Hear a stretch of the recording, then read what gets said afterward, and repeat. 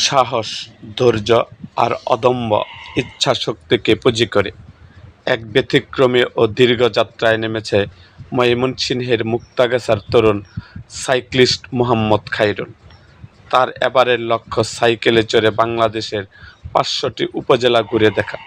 জানা গেছে, দেশের প্রতিটি প্রান্তের মানুষের জীবনযাত্রা, বৈচিত্র্যময় সংস্কৃতি এবং প্রাকৃতিক সৌন্দর্যকে খুব কাছ থেকে দেখাই খাইরুলের এই দীর্ঘ সফরের মূল উদ্দেশ্য।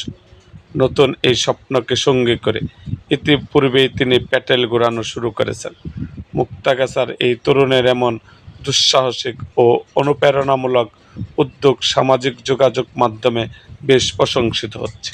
তার এই দীর্ঘ ও চ্যালেঞ্জিং যাত্রায় সফলতা কামনা করে শুভাকাঙ্ক্ষীরা সামাজিক যোগাযোগ মাধ্যমে দোয়া ও শুভকামনা জানাচ্ছে।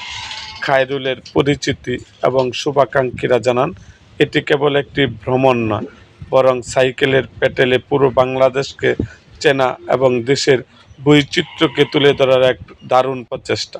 আমরা আশা করি তিনি সুস্থ ও নিরাপদভাবে তার এই লক্ষ্য পূরণ করতে পারবেন।